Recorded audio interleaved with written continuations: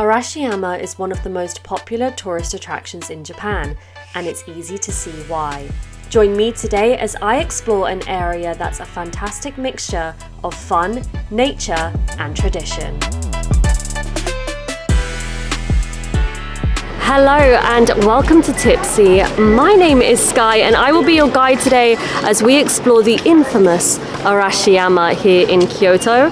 Fun little fact, Arashiyama is not the name of the bamboo forest, but it's actually the name of a mountain. I bet you didn't know that. Or maybe you did. Anyway, I'm excited to go around and explore. If you like content like this, please hit that subscribe button and let's go. The water here is crystal clear, but I can't see any fish, so I'm a little bit disappointed. But it is very beautiful to look at and listen to. So this mountain behind me here with all the trees on it, that's Arashiyama, not the bamboo forest. So that's just a fun fact that you can tell all your friends. At least that's what I do. I literally tell everyone that.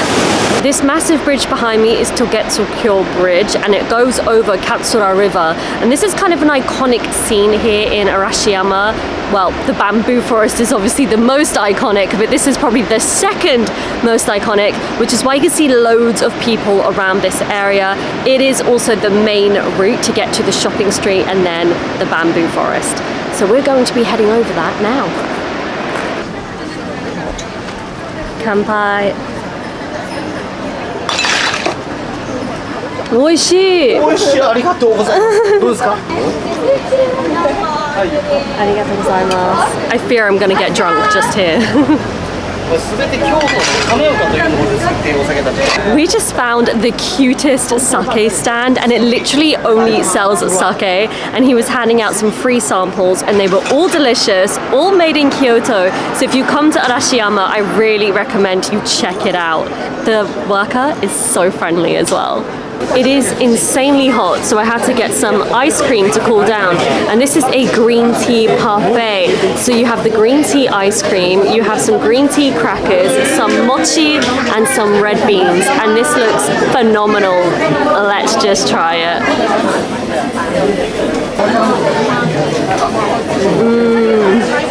That's delicious. So this is uji matcha from Kyoto. So it's totally authentic and it's so good. I'm gonna get some red beans with it.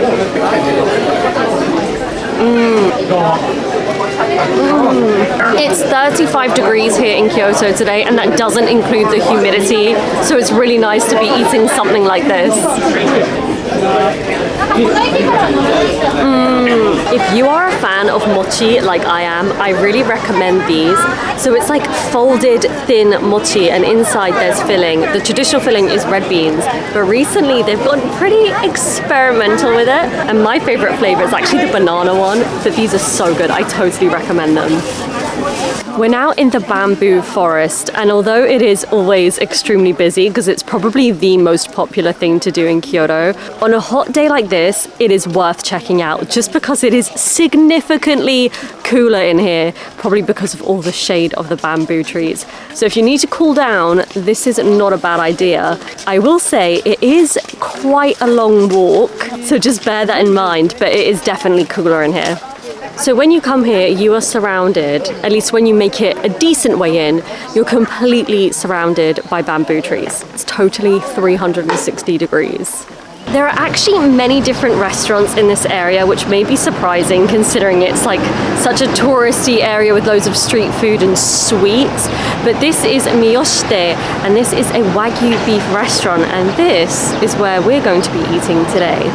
We're in the restaurant and it's very cool in here and also very spacious. So if you're with a large group of people, this restaurant can easily accommodate that. It's really nice, really light in here as well. It's also really nice that the wall is very Japanese style. So I appreciate that. So the menu is all beef based, but you can have different sides with it as well and different types of beef. And there are a lot of options. Wow. my food has arrived and it looks mouth-wateringly good. I cannot wait to dig into this. So you can see we have the wagyu beef here, and there are a few different ways to eat it, but I'll get into that a little bit later. And also we have some obanzai here, which is sides specifically from Kyoto, and all of it looks amazing, and I can't wait to dig in.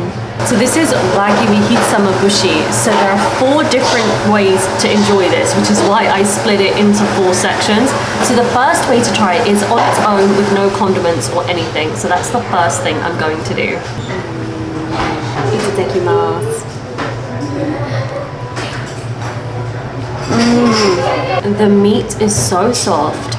The rice is so fluffy, and whichever sauce they already have on it, I think it's quite garlicky. It's fantastic. It's so good. I can't wait to see how it is with all the other condiments. So the second recommended way is with some of the condiments that they've provided. So let's do that.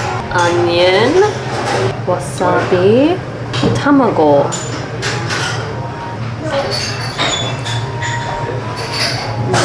That was obviously delicious, but I have to be honest and say the standout was totally the wasabi. That add of warmness it brings, perfect. So the sake I have today is called urakasami, and it's from Miyagi Prefecture. I can't wait to try this. Here we go. Kanpai.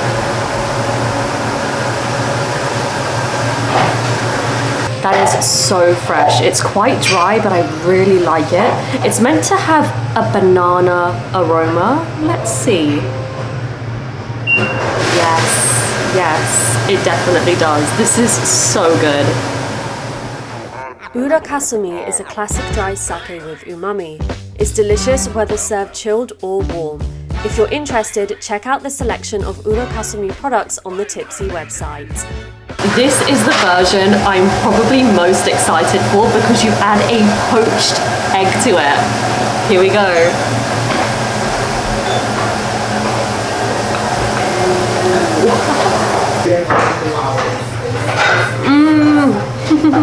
Honestly, this is my favorite so far. The egg adds a little touch of saltiness, but mostly rich flavor, and I love this. This is amazing. So this texture is very easy to eat, and in general it's quite mild as well, so I really recommend this if you're somebody that doesn't like overpowering flavors. I have here Kyoto, which is Kyoto's local tofu, and I don't believe I've had this before, so I'm kind of curious to see if I can taste the difference between this tofu and regular tofu. So I've added soy sauce on it as recommended. Let's try it.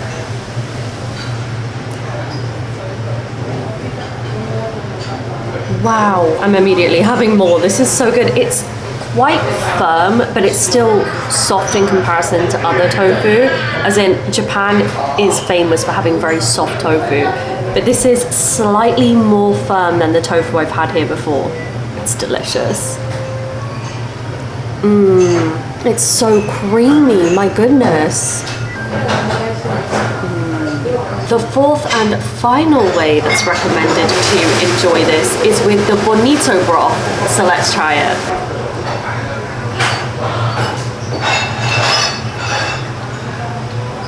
That is so surprising because bonito is a fish, and I never would expect that these two things would go together, but the broth provides a smokiness to it, which I really love. This is fantastic. I still think it doesn't quite beat the egg, but I like it. All of these have been amazing. I'm impressed.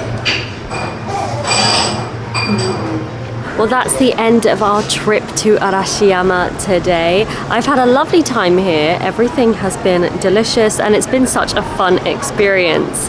Anyway, thank you so much for watching, and I will see you soon.